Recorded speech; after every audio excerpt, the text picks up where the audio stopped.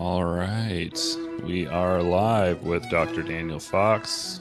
Thank you so much for coming back. Hey, Happy to have you, man. happy to be here on Note to File Live, Brad. Thanks for having me. Yeah, no, it's still experimenting with the sort of live format. It's a little bit different, a little more to kind of try to manage in real time. So it's been kind of fun so far. But you were on the podcast last week. So I kind of like this concept of having people come on, a week after and be able to start to sort of delve down, answer questions, engage a little bit with the community. So, if you're out there listening on LinkedIn or YouTube, absolutely please, ask questions and we'll try to address those as we go along. And see, we got our first comment there, Darshan. Oh, there's Darshan. Hi, Darshan.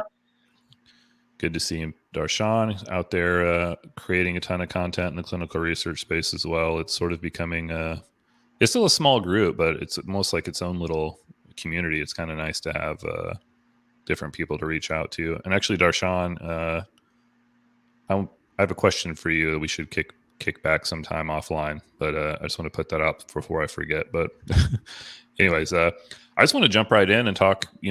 We touched on it during the podcast, and I kind of want to hear more about CRPN.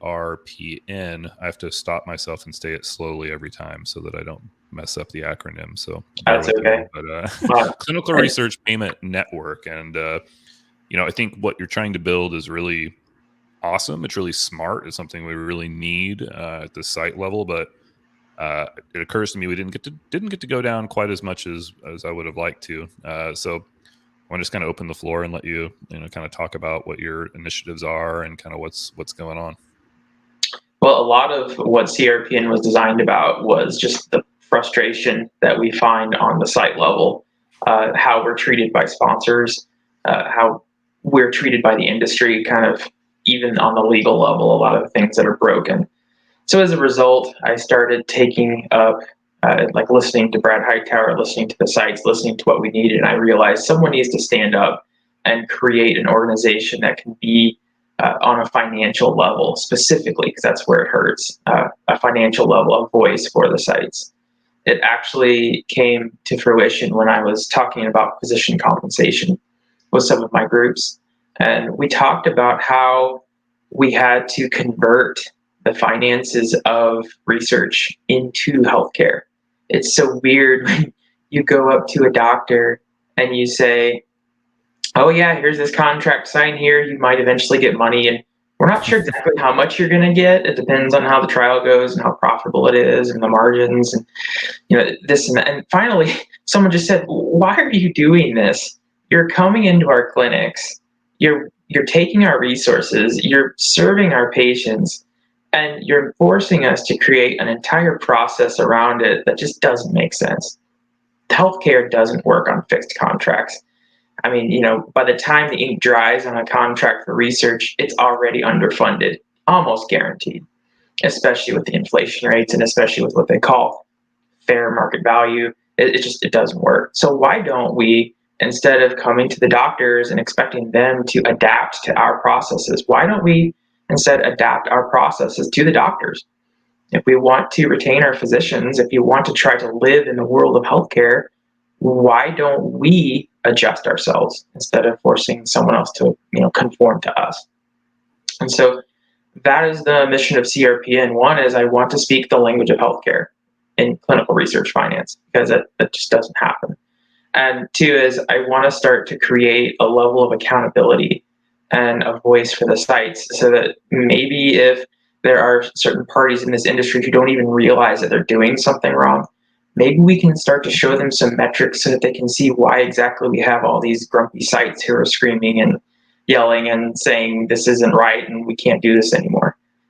We need to try to figure that out. So yeah, one thing I found interesting in that bit there. I mean, talk to me a little bit about when you say speaking the language of healthcare, and what does that mean? So we didn't talk at all about physician compensation, which is kind of interesting, and that's a whole nother topic, obviously. I mean, I've seen in clinics where they want to convert to RVUs, or we pay or a more fixed price per fee for service type models. I like to work off of percentages, which probably has its pros and cons, but I mean, ultimately what you're saying is very wise. I mean, sort of not trying to reinvent the wheel, but instead adapting to what already exists. But what does that look like? I mean, in a practical sense. Well, so the first thing that we have to accomplish in healthcare is, and this is, I'll be saying this until my grave. Hopefully, someone can put it on my tombstone that I actually convinced someone of this. But healthcare does not produce a product at all. We are not a product based service. People who, like the sponsors and CROs who come to the sites and they measure their success based off of a product being data and enrollment, just frankly, they're wrong. I hate to say an entire industry is wrong, but if you look at healthcare, we don't do products, we do services. And so as a result, it's really important to think to yourself, if you're a patient walking into the doctor and the patient doesn't like a doctor's diagnosis, the patient can't tell the doctor, yeah, I'm not paying you. I don't like what you had to say. And that's exactly what it is in research. We come in here and we are performing professional services for our sponsors. Our sponsors in this business model being essentially a site's patient, if you want to think of it in healthcare world. And so as a result, we perform services, we ask for money from the patient or the sponsor, and we get paid. That's it.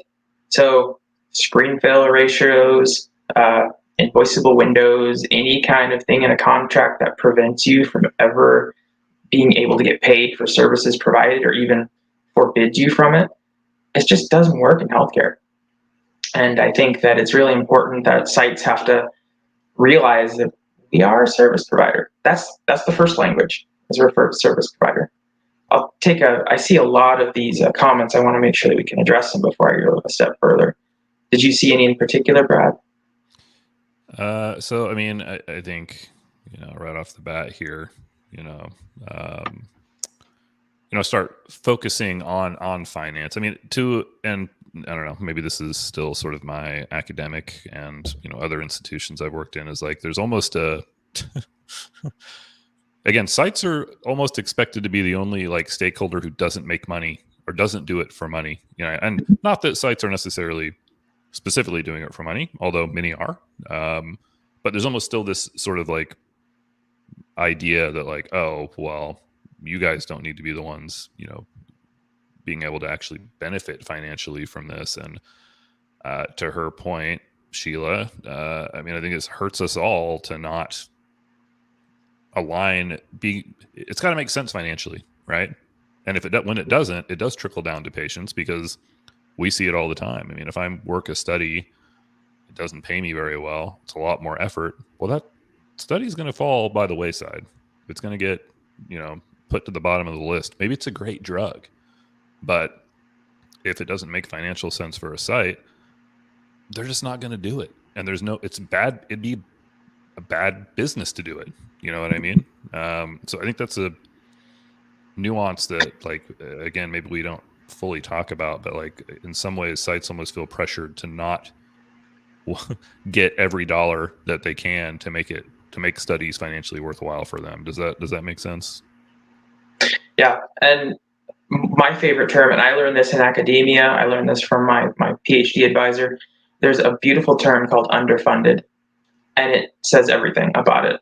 So one of the very first things that I really did in my site to create a policy, an institutional policy that says no clinical trial may be underfunded.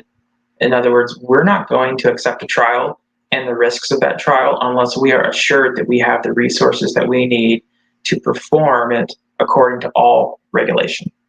And I mean, that's really important.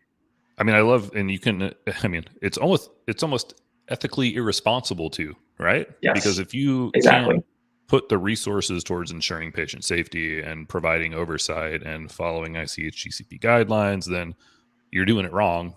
Obviously you're going to get yourself in more trouble. And, to Sheila's point too, the same logic applies further down the chain, into patient stipends. And it's something that we've been fighting a lot lately and finding a shocking amount of pushback from sponsors who don't want to go above, a $50 stipend, or, well, okay, we'll increase it to $62. And I'm like, well, like, that's bullshit. I mean, these Well, for people one thing, they're traveling across traveling across town. They're going through all these extra visits. They're sitting in your clinic, and while yeah. I deal with crappy software to figure out how to get the patient out the door, it's Mhm. just completely insane.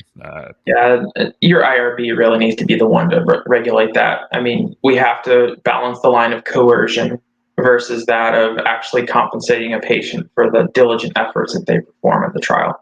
And I mean, you can get to the hundreds, and depending, when you get into the biopsies and things like that, you can get to thousands. And it's really not going to be an incentive for a patient. It might be the gas money or some of the time off of work that they take for the trial, but the sponsor realistically shouldn't have an effect on stipends. Yeah, no, I don't necessarily disagree, but obviously the sites don't want to be Yeah, out of pocket that extra no, they money can't. They that they can't. want to pay. Yeah. So there's two questions here that kind of, I think, dovetail together. Jeff, shout out to Jeff. I know you're very active in the comment sections on a lot of these posts, but talking about how FMV needs to be remodeled, and then sort of taking that into Doug's question about, is there a better model out there to ensure sites are being paid appropriately, but at the same time, it's not becoming so, heavy or too expensive for sponsors and CROs. I mean, in your opinion, is there a better way? Well, I have a theory, and so this might be actually the dovetail to the dovetail of the second part of CRP, and I wanted to talk about. But in the second part of, if we want to speak the language of healthcare, the financial language of healthcare, that's where we need to achieve in the clinical trial site. The next step is, and nobody throw tomatoes at me yet, I'll get there, but we need to develop a system where we do like a fee for service, and site services are not connected to fixed contracts.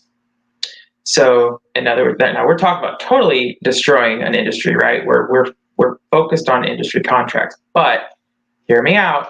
If we really want to speak the language of healthcare, what I would ask you to do is consider the business models of third-party payer insurance companies in healthcare. So, in those models, essentially what happens is you have your insurance companies going to specific healthcare facilities and having set contracts for them for fees of service provided. Before a patient walks in the door, they're going to know what they get paid and when they get paid, right? That's healthcare. We all have our insurance card, right? So this kind of came to light when I was, of course, in the middle of a negotiation, and someone said, that's not fair market value. That's way above fair market value. And it went back and forth, and they just wouldn't budge. So finally, I just looked at them and I said, okay, fine, you win. I will give you fair market value. I will go to my billing company and I will charge you the same value that I would for an uninsured patient, because that is essentially fair market value. If it's fair for the uninsured patient, it's fair for you. And I gave them the budget, and wouldn't you know it, just miraculously, they approved my very first negotiation, my very first proposal, because they know, their term of fair market value is not fair. I mean, we call it fake market value. We have all these jokes about it, but the point is, in this service industry, I have never seen any other business model where the consumer deems the fair market value price. Unless you vote with your dollar, you go somewhere and that's how you do it. But you never set the rates. I'd love to go into McDonald's one day or some restaurant and say, hey, you know what? The burger joint across the street has this for $2 less, so that's what I want here. They'll laugh at you because it is not the customer's right to sit there and tell you what you're allowed to charge for your services. It's just not right. So go ahead, Brad. Well, I'll no, stop. that's something that's been, and this is something I wanted to potentially ask Darshan about, that because I know he's an attorney. Like, aren't there sort of limits in the independent contractor relationship that are, sort of being overstepped by these contracts and relationships? Just like, I believe one of them is like, generally an independent contractor can choose how and when they perform a job, which we don't really get that. I don't feel like we really get that right as research sites, as a post that I made, about how we don't get to use our own tools. Basically, they they still dictate everything, which is kind of outside the scope of now you're no longer hardly an independent contractor at that point, right? Yep, pretty much. You're dependent, fully dependent on these things, and to do their trials. I did an analogy of a kitchen one time where you build a recipe and everyone brings their thingy in so that you can, build their exact recipe with the exact tools they have. There's it's not a sustainable system. And to your point, we aren't independent contractors because legally an independent contractor should have the freedom to do the project as they see fit. And we're not. It's literally just, here's the blueprints, do it as we say, do it the way we want it. So, Darshan, you're here. If that is the case, what exactly is a site if they're not independent contractors? Yeah, I'd be curious to know. I don't run the risk of sounding like an idiot by misinterpreting some things I've read, but Yeah. that's what we do here. I want to say, let's say here, Sheila, thank you. This Yep. topic, we know some sites are paid astronomical amounts, or community site is not. I'm curious to see if this is analyzed for rationale. So this is a really interesting dynamic to me. I was just talking with somebody about this earlier this morning. A lot of big institutions are getting savvy about how to pull every dollar out of, the sponsors. And, frankly, though, they're oftentimes not the best, enrollers or producers when it comes to these trials. I don't know. I don't know if that's, and again, I have had instances where sponsors told me, you don't need that much overhead. You're small. I already know how many employees you have. It's not very many. So you don't need overhead. So I don't know. I don't know if there's an analysis there that says, and I would be willing to bet with no data that the higher the site's paid doesn't necessarily translate into the best quality or best enrollment and recruitment. I could be wrong, but that's sort of my inclination, sort of my guess. That's kind of what I feel too, and we really wonder if a level of transparency might help with that. I mean, if we are all held to the same values of a fair market value and we're not given those data, how can we even validate that they're true? I mean, Well, yeah. yeah, I mean, it's even crazier now when you've got, we're in studies that, we're competing with like basically tech companies, like Science 37 as a meta site. I mean, I'd be really curious to know what the financial implications are between like a small site like mine versus a huge company, and then who's producing. Is it worth it? I think those are yeah, really interesting things we don't really know about yet. yeah, I agree. And Darshan said it. Transparency is always very good. I mean, it's no secret. I mean, the sponsors have this giant, crazy database, and they know theoretically what the contracts are paying, but that doesn't mean that it's fair market value. That just means that maybe there's some sites who just accept anything because they're not really worried about a margin. Maybe they're state subsidized in a university, and they don't care. So then they start comparing those groups, the people who just don't care about a contract and take the lowball agreement, they throw that into their database, and then they make everyone else have to take a very low fair market value. Yeah, that's that's a pity. Doug here. Also, shout out Doug. You've always got some great content in the tech space, and certainly the guy. If I have tech questions, I'm coming to. But I also know the UK. There's a lot of different things that are done differently in the UK in terms of site contracts. And I admit I don't know. I know very very little. But I think we talked last time about um, they do late fees. Yep. As a standard. I was maybe made to believe that they do things even like hourly. They can have like a Yep. breaking down to an hourly, and I'm not sure whether Yep. that's good, bad, or indifferent, but I think it's certainly interesting to know that there are different models, versus what we've just sort of accepted. So I'd be curious to hear more about if we have any data on the UK, if like has that made things better or worse in terms of research. I I know some of the experiments they tried. I'm not sure about the results from those experiments. I do know that, similar to like a Medicare rate in the United States, the UK did try to set prices for research. This is what we will pay. This is what the national hospital systems will charge for this, and the whole centralized uh, budgeting thing. I don't think it lasted too long, but they tried. They did try. They tried to standardize the price. If anyone in the crowd knows more about that system, I would love to hear about it. Yeah, and I appreciate Nelson and his attempt to be more precise. I guess coercion is more like threatening, right, versus undue influence. So, we use the word coercion a lot, but it's not really coercion. It's more inducement or undue influence, I suppose. I mean, I don't know. Is that, I guess, and maybe somebody out there who's smarter than me can say like how much of a concern that is. I mean, I feel like we're so restricted by who we can put into a clinical trial. It's not like the $10,000 doesn't matter. Like if if they fail a colonoscopy or their blood test comes back, and they don't qualify, I can't put them in the trial anyway. Mm-hmm. And this goes back to the whole service thing. And even now in our comments, we're looking. They look at visits, a $10,000 visit. Now, okay, if it was a $10,000 blood draw, I would call it coercive. If you want to try going into a healthcare facility for a physician appointment or a procedure, and you look at a bill of statement of work, that might be over $10,000 in healthcare world, unless you have fixed rates. So even now, I would encourage anyone who's saying, they're trying to quantify a value by the visit performed. I would encourage you to really look at healthcare in itself. And even if you go to the doctor, go look at your bill and see how it's billed.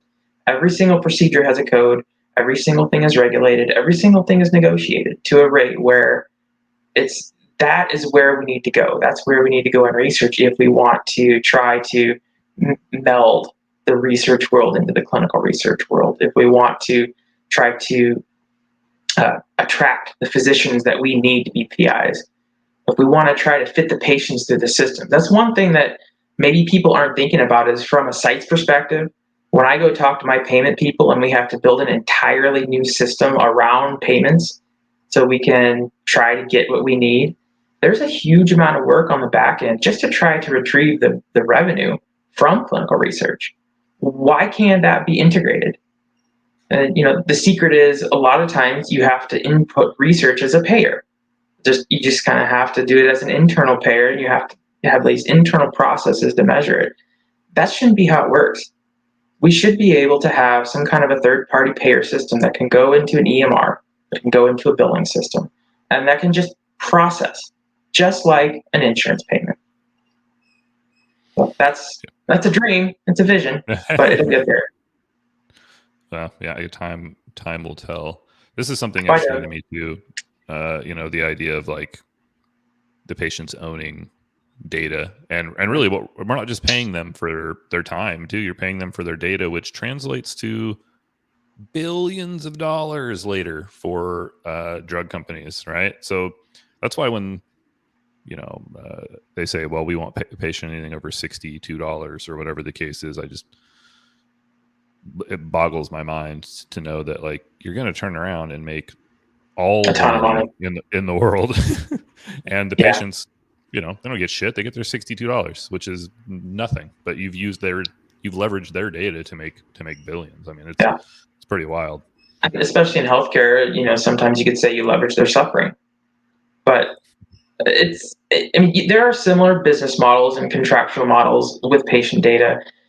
Prime example is probably entertainment. That's probably one thing I can think of. If you go, pay someone off the street to be a sit-in or a person in the back of a film, and then you create the film and you make millions of dollars on that film, that is that person who was a stagehand or backstage or someone who helped to contribute to the content, is that person entitled to the overall margin?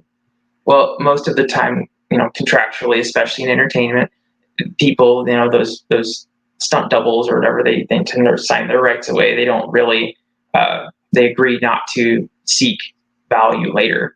And I mean, it's similar in model, but I mean, I can tell you there are some differences. Well, and I mean, in some situations, something like that might make sense. But again, with patients here, I mean, everything, especially patient centricity. Yeah, but are we really doing patients a service by the way we're treating them through the course of a trial? I mean, no, there's no question that we're not. There's a business model for you. What if you were to create a pharmaceutical company comprised of patients, where the patients who are owners of the company and also contributors to the data? Yeah, that would be, I mean, pretty crazy, but not outlandish. I mean, I like it. I like the idea. This is interesting to me too. I mean, I think just talking about how IRBs rarely see as type and they consider undue influence. I mean, and this is to me where the crux of the problem's not, I think, with IRBs and ethics. The question is what the sponsor is willing to pony up versus hiding behind the guise of, well, we don't want to create any undue influence, or they just not want to pay patients. Like again, I think it's kind of interesting example. My favorite part is the sponsors that say, well, they're getting free healthcare. And that happens a lot. Well, they're getting free healthcare. That's their payment. Well, so that's a whole different, and that's another Yeah. interesting conversation that, I mean, we're welcome to go down, but like, is clinical research healthcare? Is it a healthcare option? Is it a care option? I know Craco is a big deal. I'm not altogether comfortable saying that at this point because I feel like there's too much important distinctions between being in a clinical trial and receiving treatment, Yep. And I know that it's like cool to say clinical research is a care option, and maybe I'm being too pedantic about it, but I mean, it sort of creates its own problems in a lot of ways to look at it that way. Well, I would say tell that to the patient receiving placebo. Right. So Yeah. this isn't designed to be a healthcare option. It's designed to be a validated study so that we can identify safety and efficacy for future patients. And the patients are a major contributor. We need to respect them for that. So. Yeah. No, I don't disagree here. So I'm sorry, man. We actually have a lot of comments. Thank you guys. This is great. Hey, welcome and thank you for coming, everyone. This is amazing. Yeah, except you're making it hard for me to pay attention and look at the comments at the same time. So maybe I need to I need to get somebody on here to help manage that. So I mean, let's change gears here. I mean, what do you feel are still sort of the I guess if you're let's get budgets, right? Where are sites losing out the most in terms of budgets, do you believe? Like where's sort of money being left most on the table? Where are maybe sites not putting enough focus? Is there anything you're seeing in terms of trends where sites are kind of getting the raw end of the deal over and over again? Mm-hmm. Well, oftentimes, and I think I've said this before, but when you start at a site and the site has not done complete revenue realization, like scrubbing up the contracts and making sure you get every dollar that you can that you've earned, that can be about 30% of your budget. And so as a result, I don't think there's a lot of sites that are really doing that. Like you said, they're getting better. They're getting better at it. But in the negotiation world where not everything is covered in a study schedule at all. In fact, you have to kind of have your crystal ball to kind of guess what's going on. But it's very, very important to set an industry standards that you can have a full list of itemized invoiceables, and you have to be ready to fight for those because it's almost guaranteed that half of them are going to be crossed out. Yeah, we're not paying for that. We're not paying for this. We're not doing that. My favorite is monitoring visits, and that's a whole other story. But we're not paying for monitoring visits. It's like, you guys are nuts, man. You don't realize how much time this takes. But it's really important to have a voice up there and to stand up for those invoiceables because you're looking at approximately 30% of your revenue just right there. And the thing that bugs me about that is the invoiceable revenue is actively managed revenue. It's not the revenue as a result of your visit, which means that you're going to have to spend even more energy to get the same amount of revenue that you're entitled to. So as a result, if you do look at a study and they make you beg for every single dollar that you've earned through an invoice, which happens, be sure that you get an adequate overhead rate for that because you're going to be spending a lot of money and a lot of time just to claim what you've already earned. Yeah, it's, I've made the joke that, there should be a budget item for just tracking down your payments. I mean, it is, it's, a lot of sites aren't well oiled machines when it comes to that. I mean, almost every site I've worked at, if you go back even a small amount of time, you can immediately see tens or hundreds of thousands of dollars that have been left on the table because nobody bothered to communicate to the right person that there's a protocol amendment. Oh, we should get a few $100s for that. Or there was a new ICF. We should get, paid. We reconsented 100 patients. That's, however many $100 a pop, that becomes incredibly challenging for a site to manage when they're not, especially I they like don't have a good this system in is place. Lilia. Lily asked my favorite question: what overhead would you recommend? And that is the $1,000,000 question. It's not $1,000,000, but I will tell you that it's different based off of your institution. For a lot of the institutions that get like state tax breaks, like your universities, odds are your overhead rate is probably going to be lower because you tend to also charge like a fringe benefit rate or some other rate. Some universities do like an industry rate for an overhead. And because of their state dollars, they're going to say, yeah, we're fine with 20% overhead. So if you are a state subsidized institution and you get state tax dollars, 20% is great. I can tell you from like a private kind of like community center, a hospital center, 20% isn't going to cut it. And it hasn't cut it for a long time. When I started, community acceptance was near 33 to 35% of overhead. And you'd be lucky if you got that contract. I started, and Brad's shaking his head, so I think he kind of sees it. But I started multivariate negotiations where I actually applied risk assessment to each of the different things. You want withholding if you're going to charge me like a potential invoiceable window of use it or lose it. Every single thing that you add to my site that increases the risk also increases your overhead. I actually negotiated a contract of 58% overhead. And I really should note that if you go to Harvard or any of the big super universities right now, they have indirect cost rates in the 200% now. Those are for NIH grants. But my point is, as a community group, it's not unheard of to get your overhead rates within the 45 to 50% range right now. And that's fair given inflation. Yeah, I was going to say right now, especially, it used to be a battle between, we'd always ask for 40, we would settle for 35. We are seeing people, creeping up 45 and above. I've been able to get as high as you have, so good on you. But yeah, I mean, at this point, we're well beyond the 25, 30% that used to be pretty common. I think even 40% is pretty. I wouldn't say easy, but it's easier to get now than it was, a couple of years ago. Mm-hmm.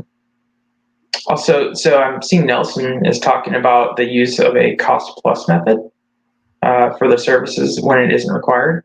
I'd love to understand the definition of the cost plus method. Brad, are you aware of that definition?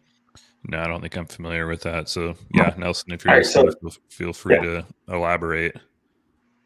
yeah.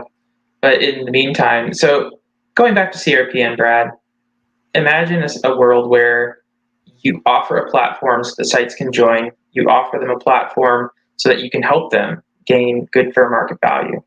And then through your negotiations, and then you help them get the money that they need, the money that they deserve. And then finally, once you have your group of sites that are very well trustworthy, the sites who have good, well negotiated rates, you get your master list with them, just like an insurance company would go to a healthcare provider. So you would have cost rates before a trial even walks into the door. So when that patient hits the floor, you're ready for them.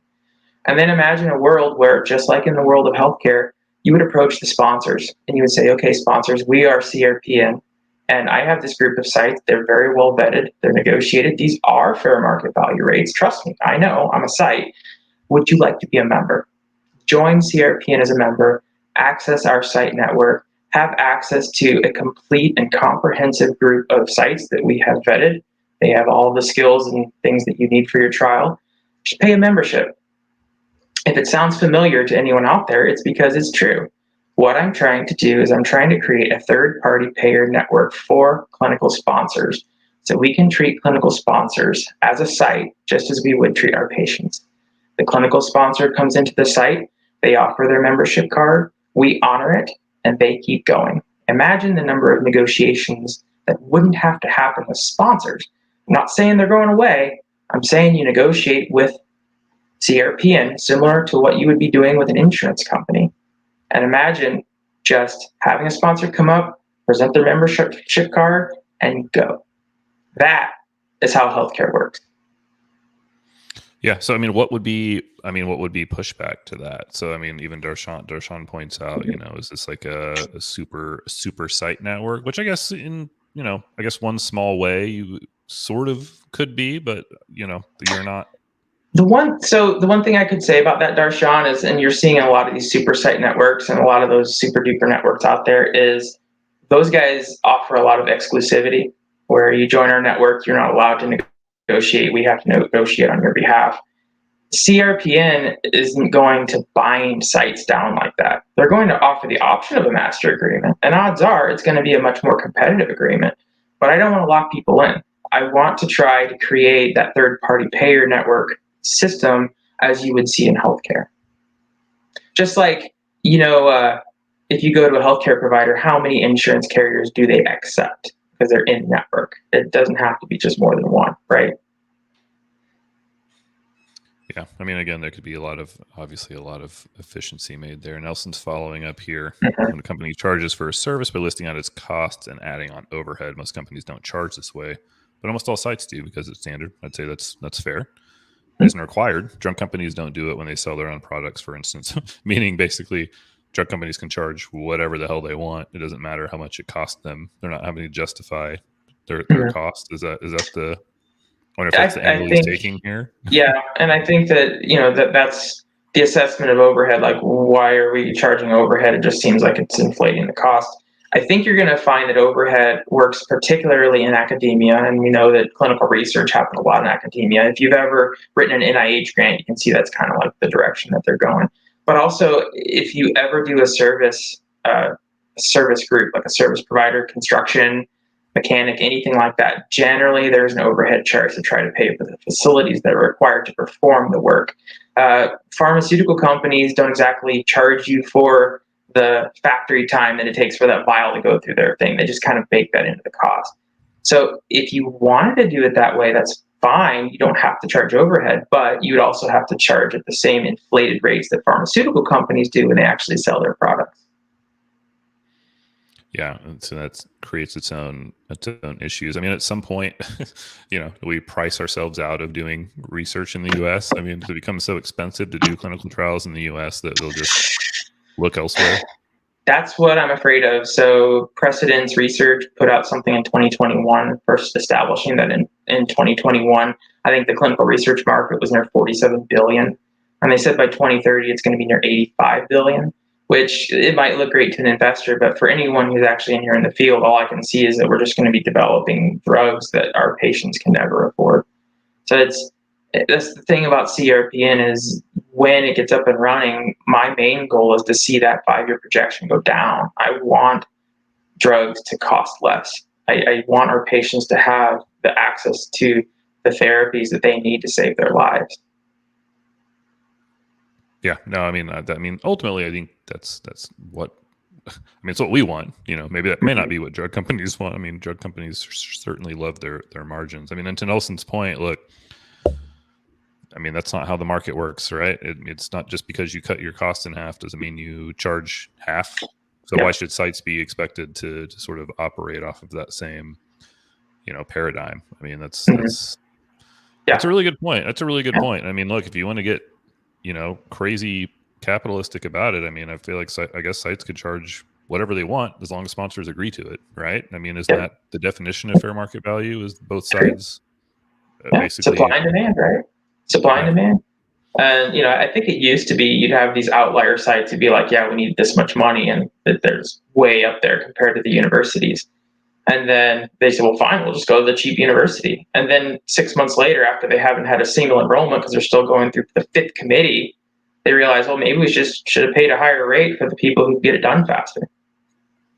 Well, yeah, and Nelson tacking on again. Nelson, you're killing it today. Thank you, sir. Good job, Nelson. I mean, I think this is interesting to me because if a site differentiates itself in a way that is more valuable, they should be able to charge a higher premium, right? I mean, is that crazy to say? If my site hires, more experienced people who are better at their job, and we produce, better quality data in a more timely fashion, shouldn't we'd be able to charge a higher premium for that? That makes perfect sense to me. I agree. Now let's also look at another elephant in the room. And as I had an interesting conversation with someone. We want to talk about cutting costs, right? I talked to someone who worked at a CRO, and they had been at the sponsor level, but then they actually went to the CRO world. And during one of their very first town halls, they had a giant PowerPoint come up, and that PowerPoint had number of change orders, and there was a graph, and it was like most change orders we've ever seen in our life, and there was confetti on the PowerPoint slide. They were celebrating the increased number of change orders in their system because that resulted in a higher financial incentive for the CRO. So we're looking at a system where, at least in CRO world, our inefficiencies are actually a beneficial financial incentive because it means more business for them, like what they call it, job security, right? Our inefficiencies are job security for a CRO. So there's the other question is you've got these middle managing contract research organizations who are working with sites, and they're asking sites to do all of these things without pay. And as they do that, they send billable hours. They get charged, they get paid by the hour, and then the sites have to do something for free because it wasn't baked into their contract. So the big question is here, and this might be an interesting rabbit hole to follow, but do we think that we need to reassess how the business model of a contract research organization is structured so that maybe we could try to cut those costs and help our patients? Yeah, and I've thought about that a lot. I mean, without being, conspiratorial, I mean, often wondered like how much vested interest do CROs actually have in making this a more efficient process? Because I am very sorry about the Queen of England, by the way. That's very sad. So I did not know that. My Jeff is condolences to the breaking. royal family. Jeff's breaking news. You heard it here first on Note to File Live. The Queen of England has passed, and my condolences to the royal family. Indeed, thank you, Jeff. That was no, that's good. Yeah. So I mean, I mean, I don't even know where I lost my train of thought here, but that's okay. CROs and inefficient business models. I've often wondered if there's any like real interest or vested interest in them making it more efficient, because that would certainly not be good for them and for their business model. So yeah, I would love to see that. I mean, again, when you've got that disconnect between the way the two parties are paid between CRO and site, I mean, you can understand why things are the way they are.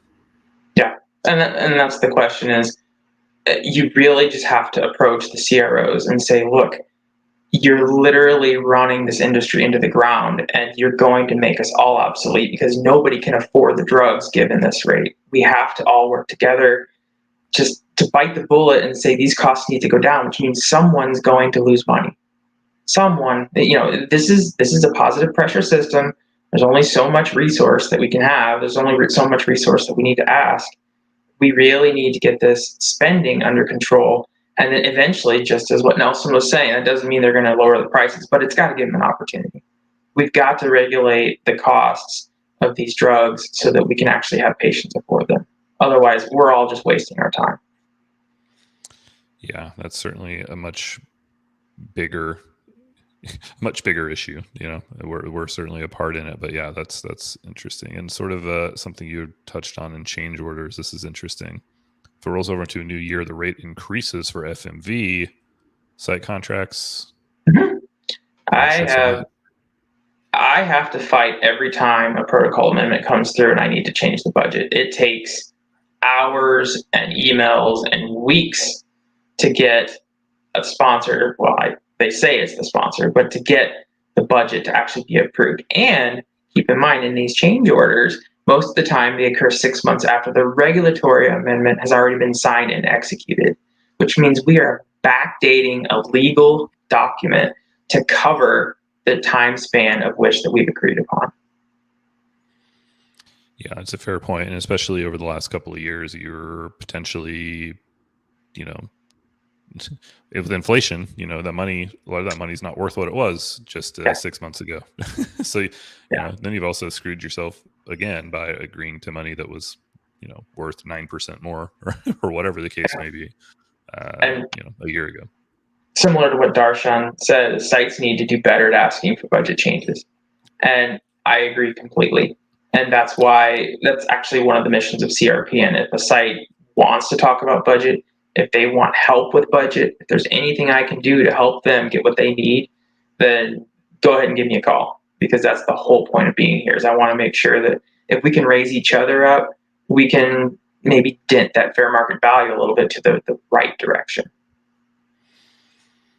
Yeah. I mean, I think that's important. I mean, look, sites in general, and we're bad at it, even though we recognize it. We still have trouble with it just because it's a pain in the ass. It's more to do that we're already, just trying to keep patients flowing through the door and keeping everybody happy. But being able to go back when you realize, this, we're not getting the right value out of this particular visit or study or whatever the case may be, then throwing inflation into the whole mix. We have had some, success in going back and asking specifically because of inflation. Some of these studies are 5 years. Some of them are indefinite. Some of them will go on until some other type of endpoint is reached that may not be clear when that's going to be. So yeah, you can't you can't expect to be getting that same dollar 5 years ago is worth way less. Yep. And you're on a fixed contract, which means you got to do the work anyway legally. So we're kind of just set up for failure. The system that sets the site up for failure.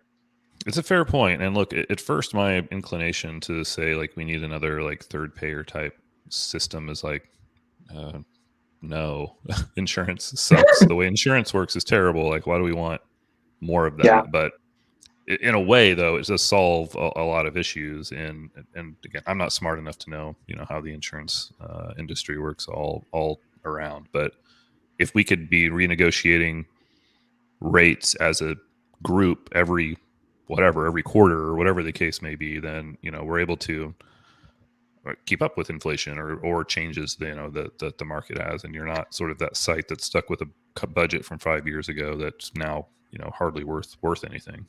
Yeah. I think my favorite part about insurance, which you'll never hear me say that again, but favorite part about insurance in the system is we can actually, in a healthcare system, you don't worry about the money up front, right? The patient comes in, you take care of that patient, you care for the patient, you do everything you need. And then on the back end, there's an entire management system designed to get things paid for after the service is performed. And if we really want to talk about patient centricity, where literally the patient is first, I think that's the direction you have to go. Let's look and see how that works. Let's make it so that, and here's the mind blower here. We're talking about patient centricity, and at the same time, I'm saying that when a sponsor walks in the door, they're my patient. So, that there it is. I really think it's important that the sponsors recognize that, as far as I'm concerned, as an administrator, they are my number one priority. And Sure. they're my number one priority because they are the access that I have to my future patients. So it's not just like the patients we enroll, but we're talking about literally changing the industry. You know, the technologies that we have now, like Humira. I have coordinators that worked on Humira, right? Back in the day, before the days of Humira. Now it's a standard of care. Those are my patients, the ones that are Right. going to be receiving. And that's why we're doing research. It's progressive. Oh, it's true. uh Thanks again, Jeff. How do you feel standard of care affects budgets in any way? Like, how do you feel like that's a sort of, does standard of care set the tone for what budgets look like? Or That's very tricky in a lot of ways. I think that you're going to run into that in the most oncology levels, but then you do have that random sponsor every once in a while who tries to make the cheapest budget possible because they piggyback on standard of care. yeah, And the thing, so like, yeah, we're only going to do this trial. We're going to collect all this data, and that's all we're going to do is collect data because we're going to let the insurance companies pay for everything else. That's a thing. yeah, So we see that in device trials, yes, especially very much where so. they're getting into like category B, so it gets billed it's still not an approved device, but they get CMS approval for, to get paid for. You're playing a little bit of a crapshoot with insurance companies, but I guess that means Medicare will pay for it. Mm-hmm. But to me, it feels like it's kind of shitty because you're still passing that cost on to the patient for an experimental device that's not been studied yet.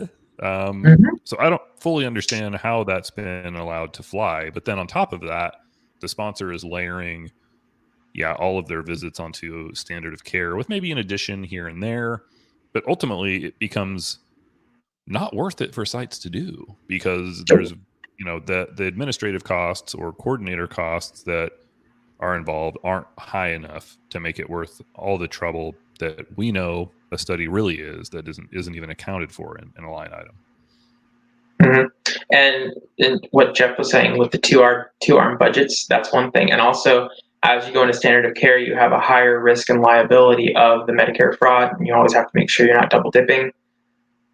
There's a lot of cost behind standard of care trials that you really have to watch out for that I can guarantee are not budgeted, and nor will people even consider a budget for it because they just think they don't acknowledge the presence of that work.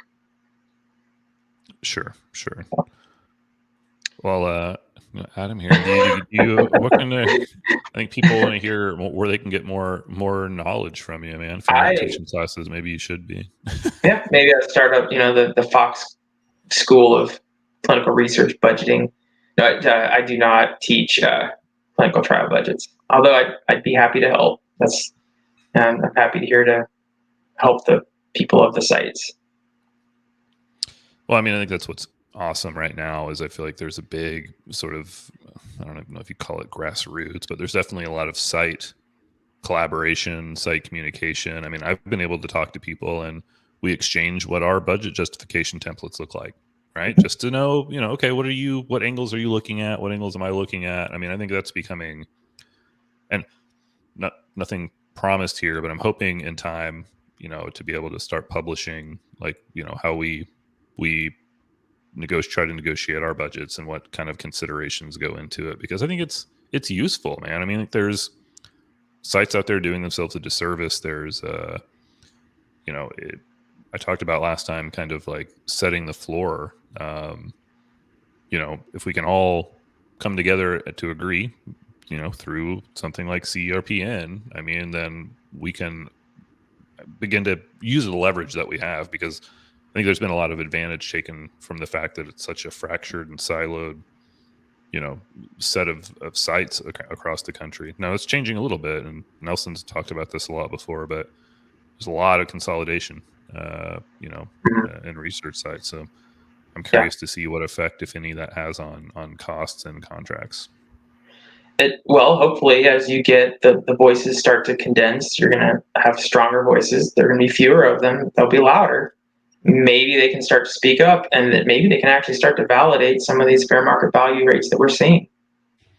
I did, so CRPN, I've been at this for about 6 months, and it was confusing at first to understand why sites might not want to join this, but they're thrown so many solutions and opportunities.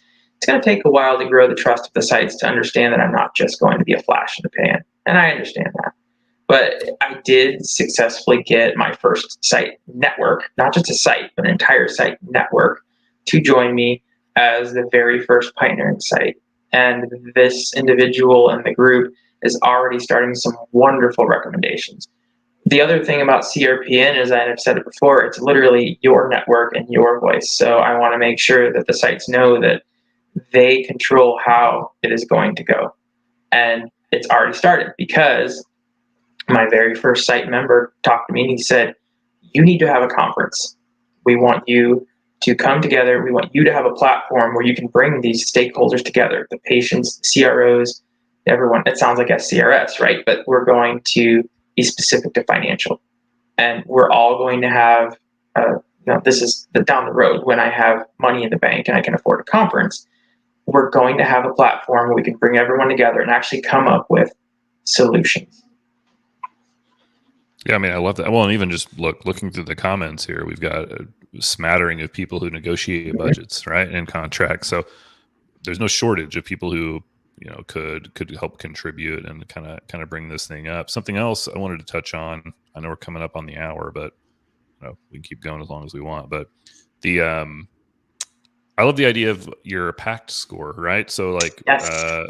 sort of sites knowing, because this is a challenge across a lot of clinical research. I think like sites don't know who they're dealing with, Yep. or just because they have a name that's been around doesn't mean that they're not terrible, when it comes to different aspects of what they do. So being able to know going in, this is a sponsor, this is a CRO who pays right on time, they have great reconciliation, you're always know what's going on, you can feel more confident going into a negotiation with them. And maybe even as a site, you're willing to give up some things just because you have the expectation or the knowledge that they're going to be a true partner, not someone who's going to, I got a payment yesterday for a screening we did in January, right? Like that sucks. It's 8 months.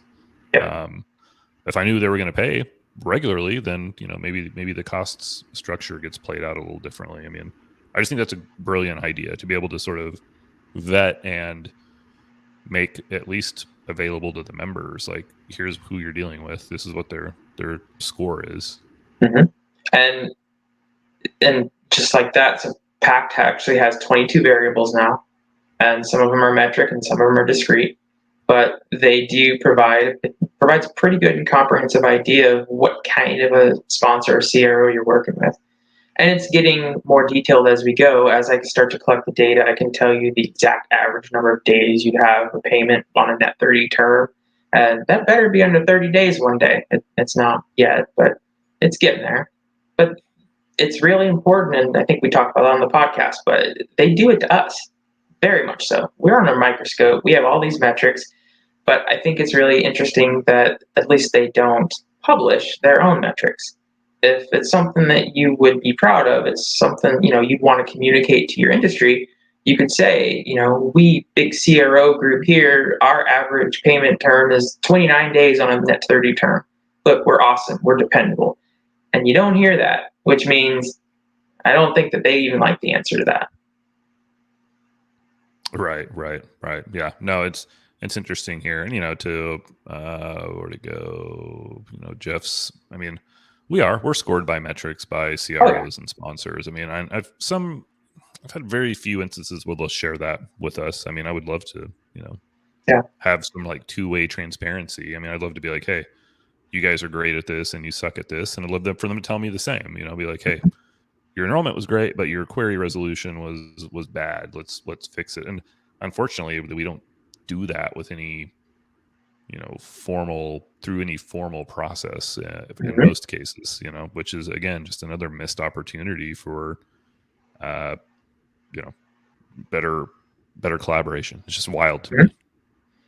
And so I want to add a variable to my PAC score, and it's something I mentioned to you, Brad. But it came back to my mind, I don't know, over the weekend. I was mowing up for a very long time or something like that. But I started to wonder where we are now in clinical research and how people are going to view our actions right now, what we're doing. And I really do believe that we are on the verge of a research renaissance where, 100 years from now, they're going to be like, yeah, the pioneers of the research that we know now are actually, they came up on social media and they started talking about this.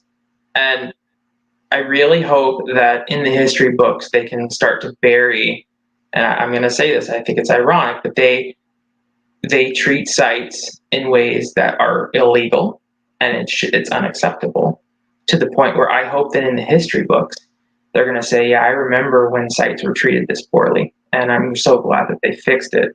Which means it took me back to another thought is, things have gotten so bad that I think that another initiative that CRPN is going to be doing is they're actually going to be offering a best business practice training for sponsors and CROs. If they take this best business practice training, I'll count it as a variable on PACT, and their PACT score will increase to the point where it's going to incentivize them to be good business practice people. That sounds familiar. It sounds just like GCP training, right? We all have to take GCP training to make sure that we treat the patients correctly. And I think that we are getting to a point now where it's very important for sponsors to treat sites correctly. Yeah, no, and I mean, I think that's a great idea. I mean, I think if CROs and sponsors are truly, honest and wanting to understand the needs and pain points of the sites, I mean, they would be, it behoove them to, to participate and ultimately, again, make for just a better process from both sides. I mean, again, I'm shocked when studies actually work. What does that say about the industry? Yeah, I that's basically the outlier. I've committed my life to doing this at this point. I love it, but it's just constantly blows my mind that like the bar is so low. Yeah, it's like the outlier is when it's supposed to work the way it's supposed to work. Right. Actually, that'd be my invitation to you and any of the site advocates out there. I really want to come together and create a good business practice training for sponsors and CROs. And I need the voice of the sites and the opinions so that we can understand what standards we as sites want to set. What bar do we want to set? What is acceptable as a site to perform our work to serve the patients? That's my invitation, and I'd love to make that an initiative sometime. Yeah, I'm with you, and I often get sort of pointed back to like groups like SCRS, which Yeah. I have my own opinions about SCRS, but I can respect what they've done throughout the years. But I mean, I'm curious why we haven't seen more aggressive pursuit of this, especially from the sort of self-imposed leaders of the industry. Like again, it's odd to me we haven't seen a more aggressive push from companies or from whatever you want to call them, trade groups like that. So I'm with you. I think there's still very much a lot of room for sites to not necessarily unionize, but work together and collaborate and come up with some true standards, because right now it's just sort of the Wild West, and it's easy to divide and conquer when there's just no collaboration. I agree fully. And Fair. I'm I'm honored, and I really thank everyone for joining the podcast today. The interaction was amazing, and I appreciate the live event. It's great to have a podcast with the community to make some contributions here and there. Yeah, I hope people are dig it, because I talked about this, but like I personally love the interactive engagement, being able to take questions and have these conversations in real time with people. The podcast is cool. I'll continue to do it, and I love it, but it's sort of a closed loop conversation. But for me, I really thrive on all these ideas. I mean, think about some great ideas and great thoughts and other conversations have already come out of this short hour. So I really appreciate it. Where can people reach out to you and find you online? LinkedIn is my home right now, so you can find me on LinkedIn. Look at crpaynet.com. That's the website. So every time I have an interaction with my community, I'm putting that in the news section of my website. So if you've missed any of my interactions, if they're all right there, you want to have a Daniel Fox binge, you're welcome to do it. And finally, if you want to email me directly, just email dr.fox@crpaynet.com, and I will check that, and I'm here to serve. Yeah, got you flashed up on the screen there with your email. And yeah, I mean, if you have any parting thoughts, feel free. But otherwise, I mean, look, I love what you're doing. I think this is something that's is really kind of desperately needed, and again, just a lack of organization, I think, has been harmful for the site community. So anything that helps move in the right direction is going to be a big improvement. One cadence that I thought popped up as you were talking about it is maybe if you're going to do a cross promotional reference from your live podcast to your recorded podcast, and you're going to do the cadence where you do a live podcast with the same person that you did a podcast with, maybe you could spend that week to collect the questions from the audience, and you would have at least some prompts. I know you want to maintain the organic level, but if there are any questions that pop up before the podcast was released, maybe could help you with the cadence. And then if you have it set up, maybe you could set up your spoiler alerts at the end of your podcast, naming who you're going to be releasing next week or the week after your next. Yeah, that's true. Yeah, there's a lot of interesting ways to sort of cross those things in. And I appreciate that. I think it'll get a little bit more polished as time goes on. But oh yeah. But other than that, a lot of room. Just sites out there. The one thing I can say as a parting note is take this time just to know that there are people standing up. You're not alone, and what you're going through is not okay. And don't feel bullied into thinking that, because you do have rights, and if you speak up, you're not going to be closed down. It's all fair. The sponsors and the CROs need you a whole lot more than you need them. Trust me. The industry's out there. They need you desperately. And just stand up, take a stand, and join us. Speak up. The louder our voice, the faster this can get fixed. I love it. Dr. Fox, always a pleasure. Very much so. Thank you, Brad.